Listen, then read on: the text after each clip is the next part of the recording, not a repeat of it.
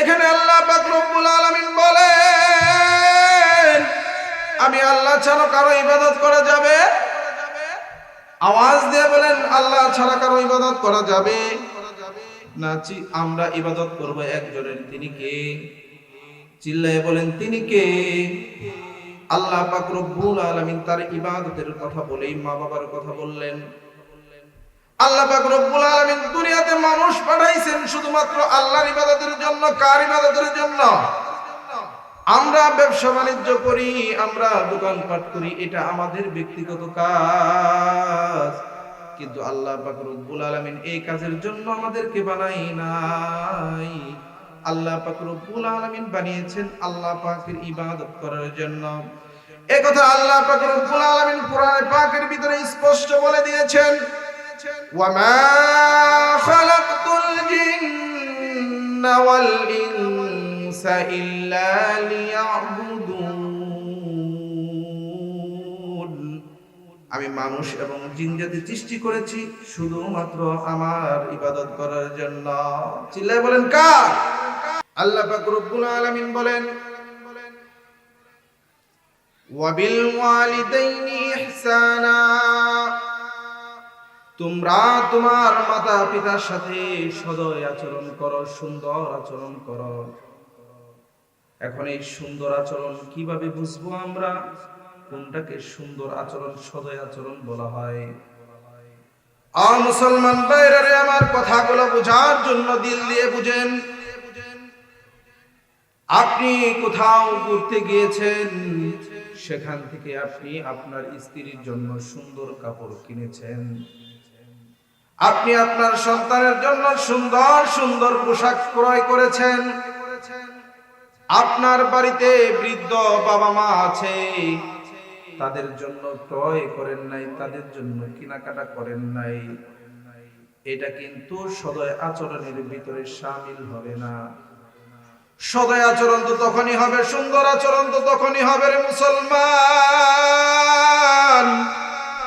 যখন আপনি আপনার স্ত্রীর জন্য সুন্দর কাপড় চোপড় কিনলেন, আপনি যখন আপনার সন্তানের জন্য সুন্দর জামা কিনলেন, তখনই তো আপনার মনে পড়ে যাবে, আমার বাড়ির ভিতরেও তো আমার বৃদ্ধ বাবা মা আছে, যে ছোট্টবেলায় নিজে কাপড় না নিয়ে আমাকে কাপড় দিত, যে মা বাবা নিজে না খেয়ে আমাকে খাওয়াইতো, যে না খেয়ে বলতো আমি খাবার খেয়েছি বাবা তুমি খাও, কিন্তু মার পেট ভর্তি ক্ষুধা থাকতো। এই মাকে বাড়িতে রেখে আপনি আপনার স্ত্রী সন্তান নিয়ে বাইরে ঘুরতে যান, আপনি আপনার স্ত্রী সন্তান নিয়ে বাইরে রেস্টুরেন্টে খাইতে যান, কিন্তু আপনার বৃদ্ধ মা বাবা কি খায় সে খেয়াল রাখেন না। এটা কিন্তু আপনার সন্তান হিসেবে মা বাবার প্রতি ইহসান হলো না। এজন্য আল্লাহ পাক রব্বুল আলামিন বলে দিয়েছেন, ওয়াবিল ওয়ালিদাইনি ইহসানা। তাদের সাথে সদয় আচরণ করো, তাদের সাথে নম্র ভদ্র ব্যবহার করো। শুধু তাদের সাথে সুন্দর কথা বললেই সুন্দর আচরণ হয় না, আপনার কাজে কর্মে মা বাবাকে সন্তুষ্ট করতে হবে। কথাটা কার? চিল্লায়ে বলেন, কথাটা কার? দ্বিতীয় নম্বর আদেশ, আল্লাহ পাক রব্বুল আলামিন বলেন, ফালা তাকুল লাহুমা উফ। আল্লাহ পাক রব্বুল আলামিন বলেন, তাদের আচরণে কখনোই মুখ থেকে উফ শব্দ বের করা যাবে না।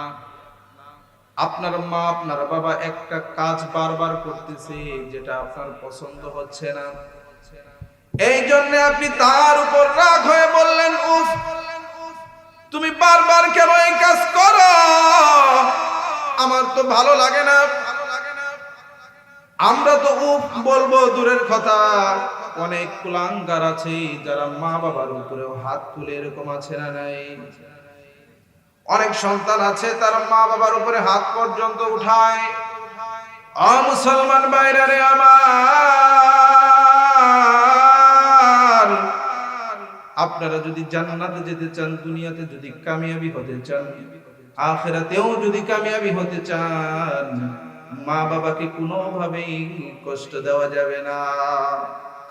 যেখানে আল্লাহ পাক রব্বুল আলামিন বললেন মা বাবার সাথে কথা বলার সময় উফ শব্দ করা যাবে না, সেইখানে যদি আপনি আপনার মার গায়ে হাত তুলেন, সেইখানে যদি আপনি আপনার বাবার গায়ে হাত তুলেন, আপনি যদি আপনার মা বাবাকে বৃদ্ধাশ্রমে রেখে আসেন, তাহলে বুঝতে হবে মৃত্যুর পরে আপনার স্থান কোথায় হবে।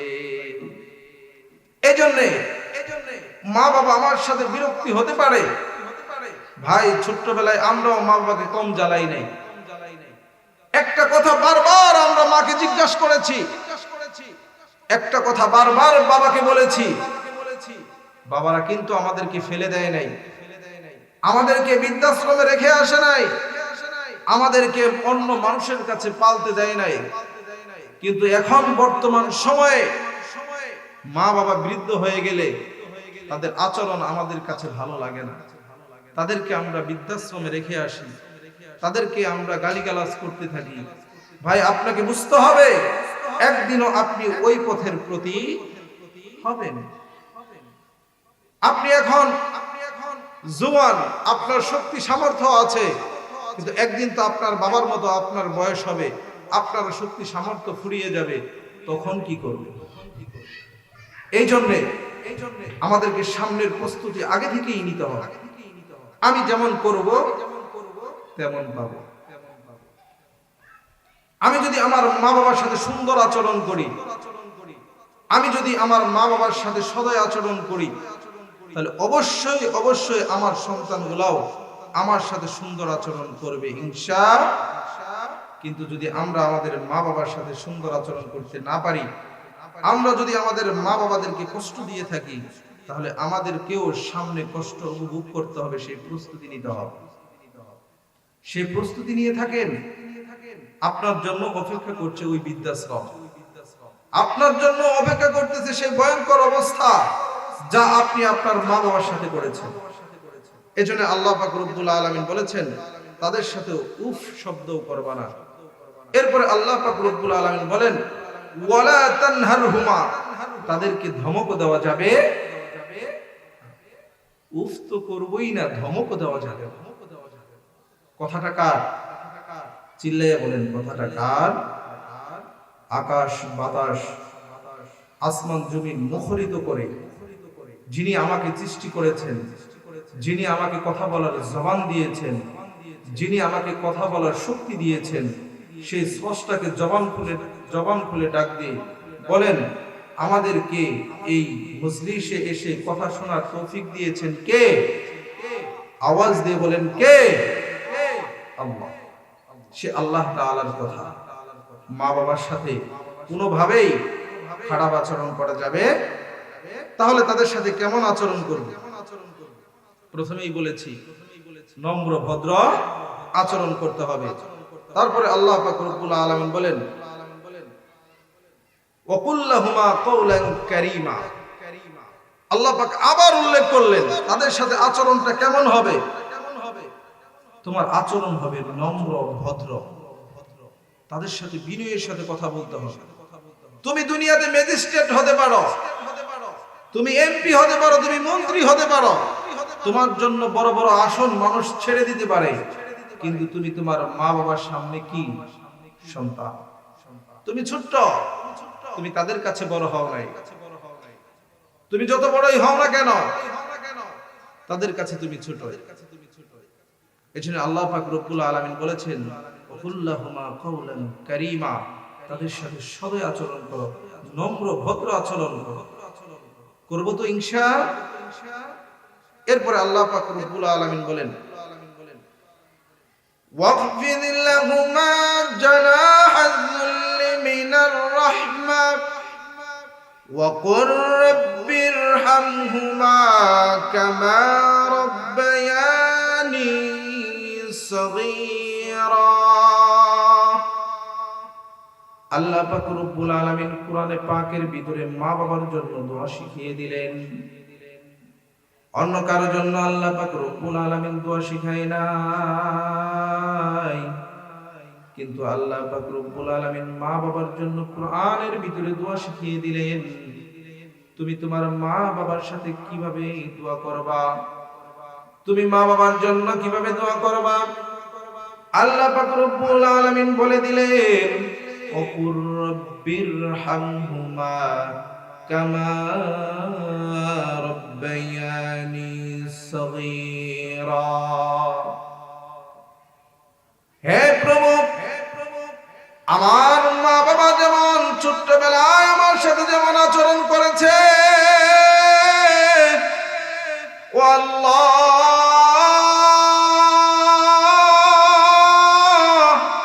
আপনিও আমার মা বাবার সাথে এরকম আচরণ করেন। সুবহানাল্লাহ। এরকম দোয়া আল্লাহ পাক রব্বুল আলামিন আমাদেরকে শিখিয়ে দিলেন। কেন আল্লাহ পাক রব্বুল আলামিন শিখাইলেন? কারণ আল্লাহ পাক রব্বুল আলামিন এই আয়াতের শুরুতেই বলেছেন, ওয়াকাদা রাব্বুকা আল্লা তা'বুদু ইল্লা ইয়্যাহু ওয়া বিল ওয়ালিদাইনি ইহসানা। ওয়াকাদা রাব্বুকা আল্লা তা'বুদু ইল্লা, এখানে আল্লাহ পাক রব্বুল আলামিন বলেন, আমি আল্লাহ ছাড়া কারো ইবাদত করা যাবে? আওয়াজ দিয়ে বলেন, আল্লাহ ছাড়া কারো ইবাদত করা যাবে না?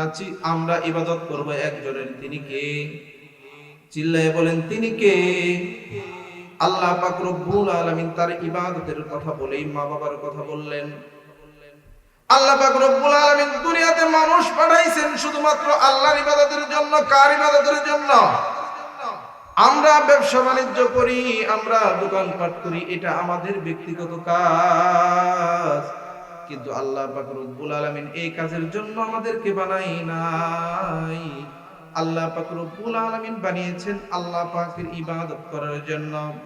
এই কথা আল্লাহ পাক রব্বুল আলামিন কোরআনে পাকের ভিতরে স্পষ্ট বলে দিয়েছেন, ওয়া মা খালাকতুল জিন্না ওয়াল ইনসা ইল্লা লিয়াবুদুন। আমি মানুষ এবং জিন জাতি সৃষ্টি করেছি শুধুমাত্র আমার ইবাদত করার জন্য। চিল্লায় বলেন, কার?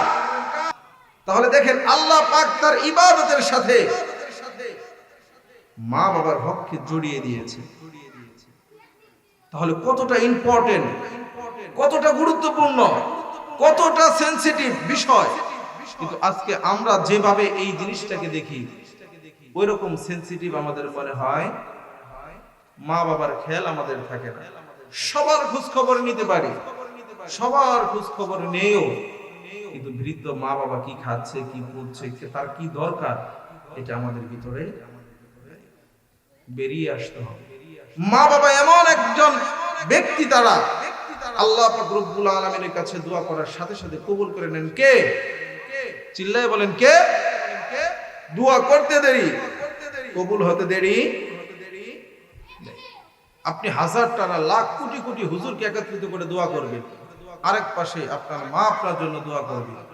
হুজুরদের দোয়া কবুল হতেও পারে, নাও হতে পারে, কিন্তু ওই মার দোয়া কবুল করে নেবেন একজন। চিল্লায় বলেন, তিনি কে? আল্লাহ।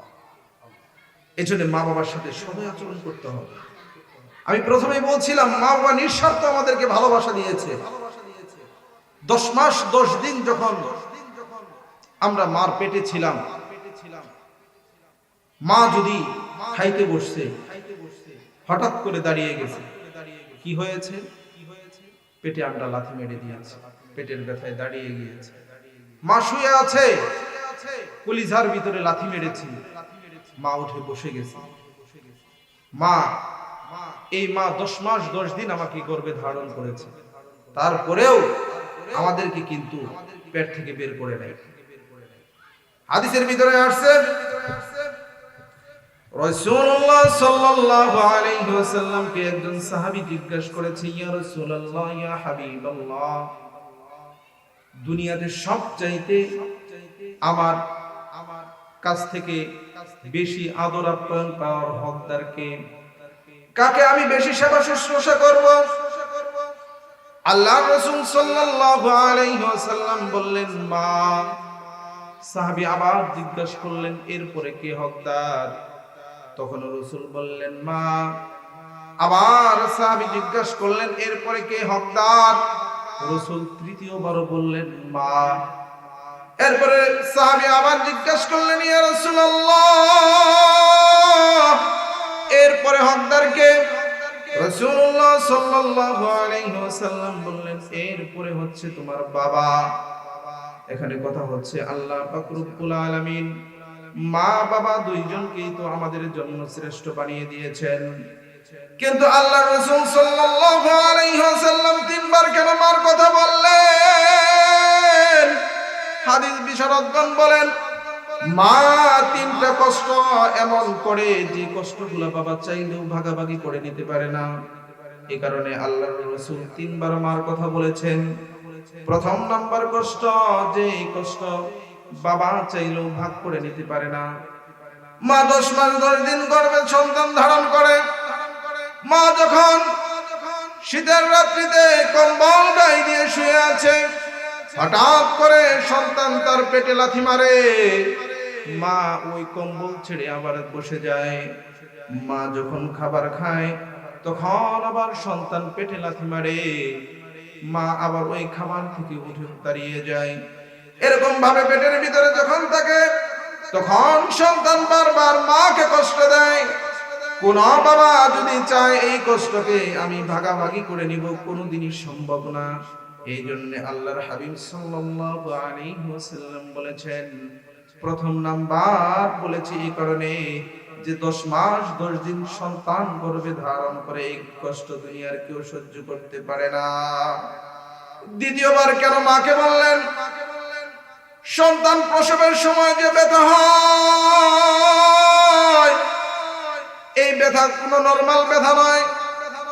বলা হয়েছে 50 ইউনিটের ব্যথা যদি কেউ হঠাৎ একসাথে পায় তাহলে সে মৃত্যুবরণ করে, কিন্তু সন্তান প্রসবের সময় 50-60 নয়, প্রায় 100 ইউনিটের মতো ব্যথা মাকে সহ্য করতে হয়। এই ব্যথা সহ্য করে যখন মা সন্তান দুনিয়াতে আনে, সন্তানের ওয়া ওয়া শব্দ শুনে মার সমস্ত কষ্ট দূর হয়ে যায়। এই কষ্ট দুনিয়াতে কেউ চাইলেই ভাগাভাগি করে নিতে পারে না। কোন বাবা যদি চায় এই কষ্টকে আমাকে একটু দাও, এই কষ্ট বাবা নিতে পারবে না। এই জন্য আল্লাহর হাবিব সাল্লাল্লাহু আলাইহি ওয়াসাল্লাম বলেছেন, দ্বিতীয় নাম্বার মা তোমার বেশি সেবা পাওয়ার হকদার। তৃতীয় নাম্বার কেন বললেন? আল্লাহর হাবিব সাল্লাল্লাহু আলাইহি ওয়াসাল্লাম বলেন, সন্তানকে 2 বছর পর্যন্ত মা দুধ পান করায় কি করায় না?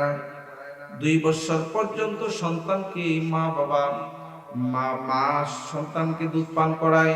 এটা যদি কোনো বাবা চায় আমি আমার সন্তানকে দুধ পান করাবো, এটা কোশ্চিনকালেও সম্ভব না। এই 2 বছর পর্যন্ত সন্তান এত কষ্ট দেয়।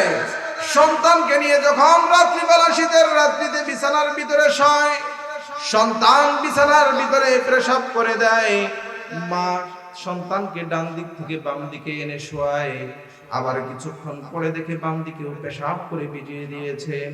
তখন সন্তানকে শুকনা জায়গা খুঁজে তার জায়গায় শোয়ায়, মা ভিজা জায়গার ভিতরে শুয়ে যায়। এরকম ভাবে যখন ওই শুকনা জায়গার ভিতরেও সন্তান পেশাব করে দেয়, তখন ওই সন্তানকে মা বুকের উপরে করে সারা রাত্রি কাটিয়ে দেয়। কথা বলেন ঠিক কিনা? এরকম কষ্ট করার কারণে আল্লাহর রাসূল সাল্লাল্লাহু আলাইহি ওয়াসাল্লাম বলেছেন, মা হকদার 3 বার, তারপরে হচ্ছে বাবা। মা যে কষ্টগুলা করে এই কষ্টগুলা নরমালি কোনো বাবা করতে পারে না। এই জন্য আল্লাহর হাবিব সাল্লাল্লাহু আলাইহি ওয়াসাল্লাম মার হকটাকে বাড়িয়ে দিয়েছে। এই জন্য মা বাবার, আমরা যদি আমাদের গায়ের চামড়া দিয়েও মা বাবার জন্য জুতা বানিয়ে দেই, আমরা আমার মা বাবার ঋণ শোধ করতে পারবো? যত কথাই বলি, যত আলোচনাই হোক, যত ওয়াজি হোক, মন থেকে যদি চিন্তা না করি, বিবেক দিয়ে যদি চিন্তা না করি, এর সমাধান খুঁজে পাবো না। বলতে পারেন যে আমার মা আমার সাথে এমন কথা বলে যেটা যুক্তিকতা নাই, আমার বাবা এমন কথা বলে যেটা যুক্তিকতা নাই, কিন্তু আপনি ভুলে গেছেন আপনিও ছোট ছিলেন, আপনিও এরকম অযৌক্তিক অনেক কথাই বলেছেন, সেগুলো মা বাবা সহ্য করে নাই। তাহলে আপনার সহ্য করতে অসুবিধা কোথায়? আপনাকেও সহ্য করতে হবে, কারণ এই কষ্টগুলো তো আপনিও দিয়ে এসেছেন। কিন্তু সেই কষ্টের কথা আমরা ভুলে গেছি। বড় কথা হচ্ছে আমরা যদি দুনিয়া এবং আখিরাতে সফলতা চাই, দুনিয়া এবং আখিরাতে সফলতা চাই, মা বাবার সাথে বেদবি করে কখনোই সফলতা পাওয়া যাবে? আপনি কোটি টাকার মালিক হতে পারেন, আপনি লাখ টাকার মালিক হতে পারেন, আপনার কারি কারি টাকা থাকতে পারে, কিন্তু সুখ পাখি আপনি দেখা পাবেন দূর থেকে মনে হয় 10 তলা বিল্ডিং এর ভিতরে এসি করা গাড়িতে চলে, বিল্ডিং এর ভিতরে এসি, কোটি কোটি টাকার মালিক কত না শান্তিতে আছে। আপনি খোঁজ খবর নিয়ে দেখেন তার চাইতে কষ্ট আর কেউ। একটা রিক্সা চালক যে স্বাচ্ছন্দ্যে চলাফেরা করে, যেভাবে সে থাকে, ওই কোটি টাকার মালিক সেভাবে থাকতে পারে? এই জন্য টাকার ভিতরে সুখ না, গাড়ির ভিতরে সুখ না, বাড়ির ভিতরে সুখ না। সুখ যদি আল্লাহ দেয় সেটা চাটাইয়ের ভিতরে হতে পারে, চুলের ঘরেও হতে পারে, একদম কিছু ছাড়াও হতে পারে। সুখ টাকা দিয়ে কেনা যায় না। এই জন্য সুখে থাকতে চাইলে, ভালো থাকতে চাইলে মা বাবার কাছ থেকে দোয়া নিতে হবে। কি নিতে হবে? হযরত মুসা আলাইহিস সালাতু ওয়াস সালাম আল্লাহ পাক রব্বুল আলামিনের কাছে দোয়া করলেন, আল্লাহ, আমি একজন নবী, আমার সাথে জান্নাতের ভিতরে কে থাকবে আমি দেখতে চাই, আমার সাথে জান্নাতের সাথী হবে কে তাকে আমি দেখতে চাই। আল্লাহ পাক রব্বুল আলামিন জানিয়ে দিলেন, তোমার সাথে থাকবে একজন কসাই। কি? আওয়াজ দিয়ে বলেন কি? কসাই। এটা আমরা সব সময় নিচু চোখে দেখি। মুসা আলাইহিস সালাতু ওয়াস সালামের গায়রতের ভিতরে লেগে গেলেন, আমি একজন এরকম বড় নবী আর আমার সাথে থাকবে একজন কসাই, আমি দেখতে চাই সে কি এমন আমল করে যে আমলের কারণে আজকে আমি নবীর সাথে সে কসাই জান্নাতের ভিতরে থাকবে। প্রিয় ভাইরা, আমার কথাটা দিল দিয়ে বোঝার চেষ্টা করবেন। হযরত মুসা আলাইহিস সালাতু ওয়াস সালাম সেই কসাইয়ের সন্ধানে চলে গেলেন। সারাদিন ওই কসাইকে ফলো করলেন।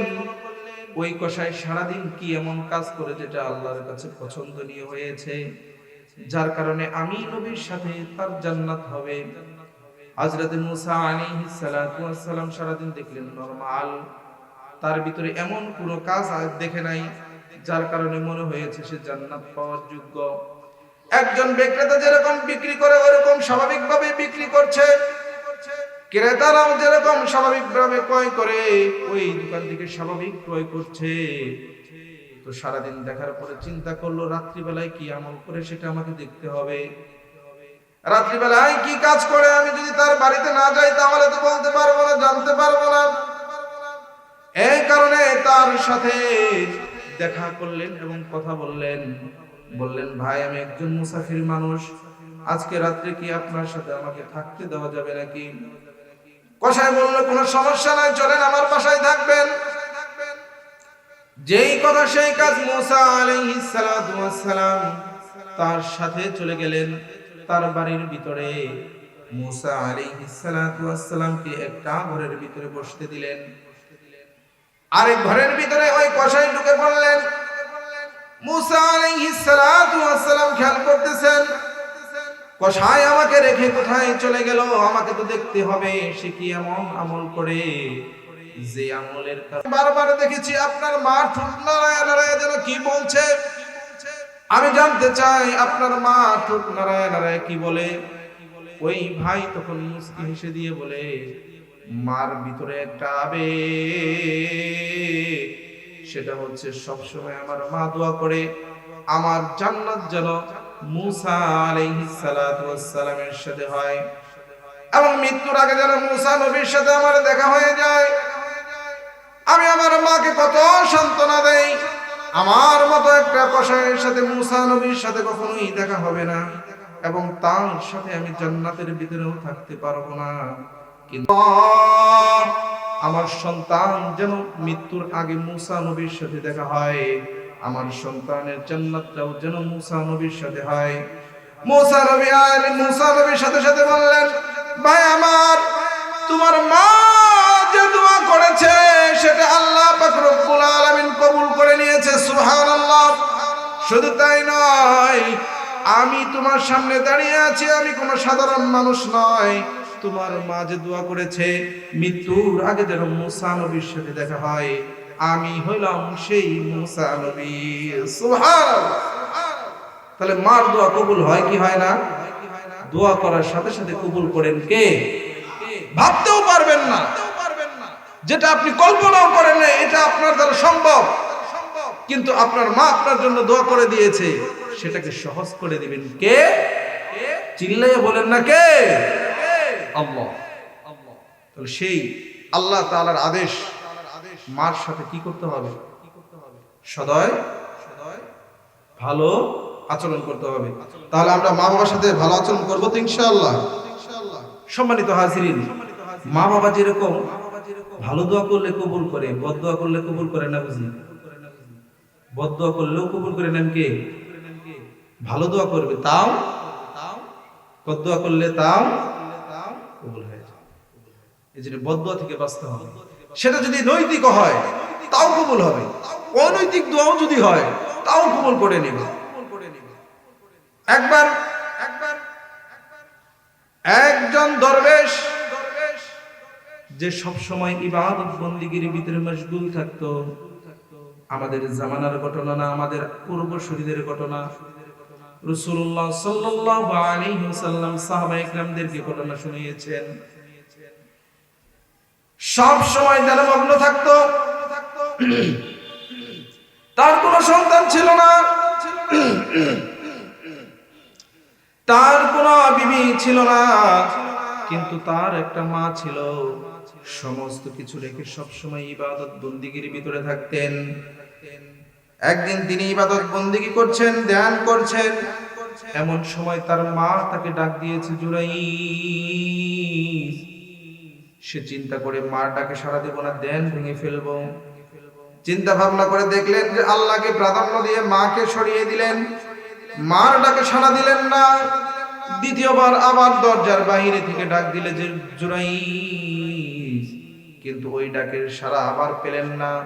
কিছুক্ষণ মা দাঁড়িয়ে থেকে আবার ডাক দিলেন, বাজান জুরাইস, আমি তোমার মা বাহিরে দাঁড়িয়ে আছি।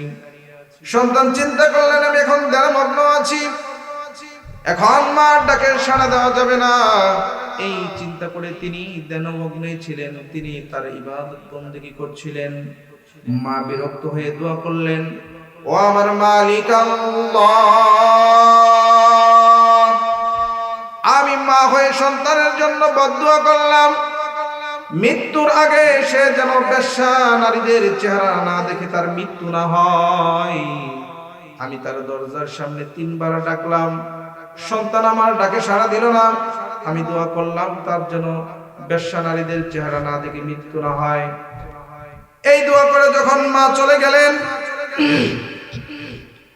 তখন জুরাইদ সেখানে বসলেন, ধ্যানমগ্ন ছেড়ে ওই মার কাছে গেলেন। সবকিছু স্বাভাবিকভাবে চলতে থাকলো। হঠাৎ করে তাকে বৃদ্ধাশ্রম থেকে উঠিয়ে নেওয়া হলো। তার যে ইবাদত করার স্থান ছিল সেই স্থান থেকে তাকে উঠিয়ে নেওয়া হলো। জুরাইদ চিন্তা করলো, কেন আমাকে এখান থেকে উঠিয়ে নেওয়া হবে?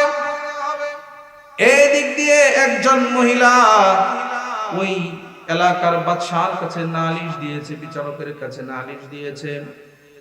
কারণ ওই মহিলার একটা বাচ্চা হয়েছে, যে বাচ্চার কোনো বাবা নাই। আমাদের সমাজের ভিতরে যদি কোনো অবিবাহিত মহিলার সন্তান হয়, তখন আমরা তাদের বাড়িতে ঘেরাও করব। এই সন্তানের বাবাকে আমাদেরকে বলতে হবে, কথা বলেন ঠিক কিনা? এই জন্য ওই মহিলাকেও জিজ্ঞাসা করা হয়েছে এই সন্তানের বাবাকে। ওই মহিলা স্কুল না পেয়ে ওই ধর্ম যাজকের কথা বলে দিয়েছেন, বলে ওই পিশাব আমার সাথে হুকুম করেছে, তার ফসল হলো এই সন্তান। তখন বাদশার তো মাথা গরম হয়ে গেছে। এত বড় একজন আলেম, যাকে আমরা সম্মানের দৃষ্টিতে দেখি, সম্মানের চোখে দেখি, যাকে আমরা এত মহব্বত করি, ভালোবাসি, সেই আজকে এত বড় হুকুম করে ফেলেছে। তাকে ধরে নিয়ে আসো, তার বৃদ্ধাশ্রম ভেঙে ফেল। জুরাইজকে সেখান থেকে উঠিয়ে নেওয়া হলো, বাদশার দরবারে ঢুকানো হলো। যখন বাদশার দরবারে ঢুকে তখন তিনি মুস্কি মুস্কি হাসে। বাদশা তো তার দিকে তাকিয়ে আরো রাগান্বিত হয়ে গেলেন। একজন অপরাধী আসছে বিচারকের সামনে, তার ভিতরে থাকবে ভয়, সে কেন মুস্কি মুস্কি হাসে? সমস্ত কিছুই রাগ গুসা একদিকে রেখে জুরাইজকে বললেন, এই মহিলার কোলে যে সন্তানটা আছে, এই সন্তানের বাবাকে? জুরাইজ বলে, আমি তো জানি না এই সন্তানের বাবাকে। ওই মহিলাটাকে জিজ্ঞেস করা হলো, এই সন্তানের বাবাকে? মহিলা উত্তর দেয়, এই পিসাবি হচ্ছে আমার সন্তানের বাবা। তখন এই অবস্থার ভিতরে তো আর কোনো তৃতীয় সাক্ষী নাই। এই কারণে জুরাইজ বলল, আমার পক্ষে তো কোনো সাক্ষী আমি দেখাইতে পারবো না, আর আপনি তো এই মহিলার কথা শুনে আপনি রায় জানিয়ে দিবেন। আগে আমি এই ছোট্ট বাচ্চাকে জিজ্ঞাসা করতে চাই, এই ছোট্ট বাচ্চা বলে দিবে এই ছোট্ট বাচ্চার বাবাকে। বাদশা তো হতবাক হয়ে তাকিয়ে আছেন। অল্প কিছুদিন হয়েছে, এই বাচ্চা কি কথা বলতে পারবে নাকি? তখন ওই বাচ্চাকে যখন জিজ্ঞাসা করা হলো, জুরাইজ জিজ্ঞাসা করলেন, বাবা তোমার বাবাকে? তখন সাথে সাথে আল্লাহ পাক রব্বুল আলামিন ওই বাচ্চার জবান খুলে দিলেন এবং বাচ্চা বলতে শুরু করে দিলেন। বললেন যে এই জুরাইজ আমার বাবা না, আমার বাবা হচ্ছে ওই যে শ্রমের ভিতরে তিনি ইবাদত বন্দেগী করেন, যে মহল্লার ভিতরে তিনি থাকেন, ওই মহল্লার ভিতরে একজন রাখাল আছে, ওই রাখাল হচ্ছে আমার বাবা। ওই ছোট্ট বাচ্চা ওই ব্যক্তির শাহাদত দিয়ে দিলেন। তখন বাদশা জিজ্ঞাসা করলেন, তুমি হাসলে কেন? তোমার এই দরবারে ঢোকার সময় হাসার কারণ কি? তখন জুরাইজ বলেন, আমি যখন এর ভিতরে ঢুকছিলাম তখন আমি এই মহিলাদেরকে চিনি, জানি এই মহিলারা হলো নষ্টা বষ্টা বেশ্যালু। আর এদেরকে দেখে আমার হাসার কারণ হচ্ছে, একদিন আমি ইবাদত করছিলাম আর আমার মা আমাকে ডাক দিয়েছিল। আমি আমার মার ডাকে সাড়া না দেওয়ার কারণে আমার মা আমার জন্য বদদুয়া করেছিল। মৃত্যুর আগে একবার হলেও যেন আমাকে বেশ্যা নারীদের সামনে উপস্থিত করা হয়। আর যখন আমি এই বেশ্যা নারীদেরকে দেখেছি তখনই আমার মনে পড়ে গেছে যে আমার মা যে আমার জন্য দোয়া করেছে, সাথে সাথে এই দোয়াটাকে কবুল করে নিয়েছেন। একজন চিল্লাইয়া বলেন, তিনি কে? আর একটু আওয়াজ দিয়ে বলেন না, তিনি কে? জবান খুলে বলেন না, তিনি কে? আল্লাহ পাক রব্বুল আলামিন মা বাবার দোয়া করার সাথে সাথে কবুল করে নেয়। এই জন্যে আমাদেরকে মা বাবার সাথে সদয় আচরণ করতে হবে, ভালো আচরণ করতে হবে। সে যদি আমাদের যে বদদুয়াও করে সেটাও কবুল করেন কে? এখান থেকে একটা মাসালা বের হয়। মাসালাটা হচ্ছে, যদি আপনি কোনো ফরজ ইবাদতে থাকেন, ফরজ কাজে থাকেন, নামাজ পড়তেছেন, রোজা রাখেন, হজ করেন, এটার ক্ষেত্রে যদি মা বাবা বাধা প্রয়োগ করে সেটা মানা যাবে না। কিন্তু নফল কোনো কাজ করতেছেন, আপনি নফল নামাজে দাঁড়াইছেন, এমন সময় আপনার মা আপনাকে ডাকছে, তাহলে নামাজ ছেড়ে দিয়ে আপনার মা ডাকে সাড়া দিতে হবে। কথাটা কার? জবান খুলে বলেন কার? প্রমাণ এই ঘটনা থেকে। আল্লাহ হয়তো এই দোয়া কবুল করতে দিন। তাহলে নফল কাজের ভিতরে সবচাইতে প্রাধান্য কাজ হচ্ছে মা বাবার হুকুম মানা। এই জন্য সব মিলিয়ে আমরা মা বাবার কথা মতো চলবো তো ইনশাআল্লাহ? মা বাবার খেদমত করবো তো ইনশাআল্লাহ? না মা বাবাকে নিয়ে বৃদ্ধাশ্রমে রেখে আসবো, মা বাবার সাথে খিটখাট আচরণ করব, খারাপ আচরণ করব। আজকে এটা অহরহ আমরা অনেক ওয়াজ নসিহত শুনি, কিন্তু আমাদের ভিতরে পরিবর্তন